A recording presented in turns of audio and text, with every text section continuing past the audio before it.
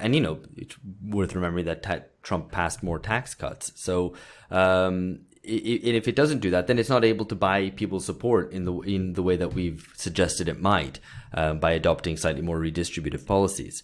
So I think just basically my point being is that politics has relatively little room for maneuver. Establishment policy has little room for maneuver, and that doesn't exclude the possibility of another serious economic downturn and crash even. So, and if that happens, I think that shakes the cookie jar even more, and then the cookies start to break apart, which is a kind of pretty shitty metaphor. Terrible metaphor. I see what you're saying, but I want to defend my point a little bit, and particularly address. I think you should.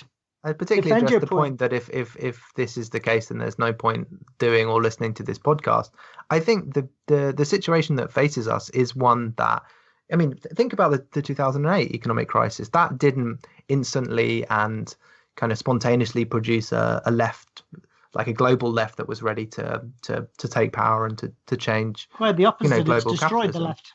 Yeah, and so I think this is I think we can say that we're in it for the long haul, and actually, it's not that we're going to have 2 years, 3 years, and then it's all going to be fine. We're all going to have, we're all going to have socialism, but the conditions are there for a long term of, and this is in terms of decades, for a long term project, and which they weren't there, 5 years ago. So actually, I'm very optimistic, even though I would say that things are, that there will be stability, and I think in that situation, that is exactly the time that you need a global politics podcast, because that's when you're that's when you need to take in ideas globally and start to develop, I guess, some demands and some alternatives. I mean, I think it's too easy in some ways to say, we're going to have flux, we're going to have, I guess, everything being turbulent. Because, I mean, I think in reality, we had an opportunity of a resettlement after the end of history ended, and actually, it's almost that there's been an absence of a new ideology to take on, I guess, a global role and reform society after neoliberalism. So I think it will be a kind of a less exciting in some ways period of global politics. Okay, so to help kind of concentrate our minds, usually what the kind of the new thing in forecasting is that to force people to get beyond hedging their bets and playing it safe, that you have to stake some money on particular outcomes, and that the act of facing up to a potential loss forces you to concentrate your thinking, concentrate your mind, and reach a clear and decisive claim, or stake your money on a clear and decisive outcome, which helps to clarify what's at stake and also helps to sharpen everybody's thinking as to making predictions in general, not least because of the fact that it allows us to identify error.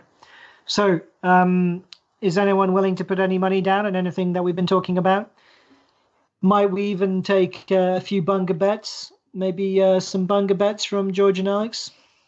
Yeah. I mean, I've got some money on. Tell us where you got money on. You should never bet on things that you want to happen, because that's a way to lose money and be disappointed. So I've got some money on Trump to win in 2020.